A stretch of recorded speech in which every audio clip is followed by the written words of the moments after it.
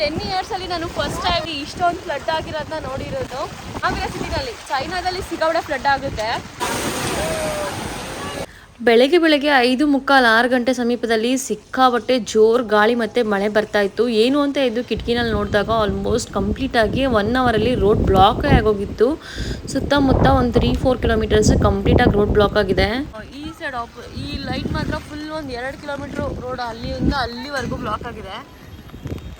ನೀರಿಂದ ಹಿಂದ್ಗಡೆ ಬಸ್ ನಿಂತಿದೆ, ಒಂದು 2 ಕಿಲೋಮೀಟರ್ಸ್ ಫುಲ್ ನಿಂತಿದೆ. ಇಲ್ಲೂ ಅಷ್ಟೇ, ಇಲ್ಲಿ ಬ್ಲಾಕ್ ಆಗಿರೋದು ಫುಲ್ ಒಂದು 3 ಕಿಲೋಮೀಟರ್ಸ್ ಬ್ಲಾಕ್ ಆಗಿದೆ. ನೋಡಲ್ಲಿ ಎಷ್ಟು ಫ್ಲಡ್ ಆಗಿದ್ವಿ, ಎಷ್ಟು ಚೆನ್ನಾಗಿ ಬರ್ತಾರೆ ಆಟ ಆಡ್ಕೊಂಡು. ಚೈನಾದಲ್ಲಿ ನಾವು ಶಾಂಘೈಯಿಂದ 120 ಕಿಲೋಮೀಟರ್ ದೂರದಲ್ಲಿದ್ದೀವಿ. ಶಾಂಘೈನಲ್ಲಿ ಡಾಲ್ಫಿನ್ ಟೈಫೋನ್ ತುಂಬ ಜಾಸ್ತಿ ಇಂಪ್ಯಾಕ್ಟ್ ಆಗಿದೆ ಅಂತ ಗೊತ್ತಾಯಿತು. ಬಟ್ ನಾವಿರೋ ಸಿಟಿಗೆ ಯಾವುದೇ ರೀತಿ ವಾರ್ನಿಂಗ್ ಆಗಲಿ ಏನೇ ನಮಗೆ ಫೋನ್ ಮೆಸೇಜ್ ಬರೋದಾಗಲಿ ಏನೂ ಆಗಿರಲಿಲ್ಲ. ಬಟ್ ಸಡನ್ನಾಗಿ ರೈನ್ ಸ್ಟಾರ್ಮ್ ಬಂದು ತುಂಬಾ ಫ್ಲಡ್ ಆಗಿದೆ. ಜಾಸ್ತಿ ಗ್ರೌಂಡ್ ಫ್ಲೋರ್ನ ಶಾಪ್ಸ್ಗಳಿಗೆ ನೀರು ನುಗ್ಬಿಟ್ಟಿದೆ. ಇದೊಂದು ಕಟಿಂಗ್ ಶಾಪ್ಗೂ ಕೂಡ ಸಿಕ್ಕಾಪಟ್ಟೆ ನೀರು ಬಂದ್ಬಿಟ್ಟಿದೆ.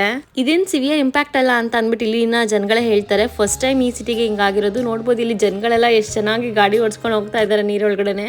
ಈ ಒಂದು ಟೈಫೋನ್ ಮತ್ತೆ ಫ್ಲಡ್ ನ ಒಂದು ಲೆಂತ್ ವಿಡಿಯೋ ನಾನು ಯೂಟ್ಯೂಬ್ ಅಲ್ಲಿ ಕೂಡ ಹಾಕಿದ್ದೀನಿ. ಇಂಟ್ರೆಸ್ಟ್ ಇರೋರು ಅಲ್ಲಿ ಕೂಡ ಹೋಗಿ ನೋಡಿ. ಈ ವಿಡಿಯೋ ಇಷ್ಟ ಆಗಿದೆ ಅಂತ ಅನ್ಕೋತೀನಿ. ಇದೇ ತರ ಚೈನಾ ವಿಡಿಯೋಸ್ಗೋಸ್ಕರ ನನ್ನ ಅಕೌಂಟ್ ನ ಫಾಲೋ ಮಾಡಿ ಅಂತ ಹೇಳ್ತಾ ಮತ್ತೆ ಒಂದು ಚೈನಾದ ಹೊಸ ವಿಡಿಯೋದಲ್ಲಿ ಸಿಗ್ತೀನಿ. ಅಲ್ಲಿವರೆಗೂ ಬಾಯ್ ಬಾಯ್.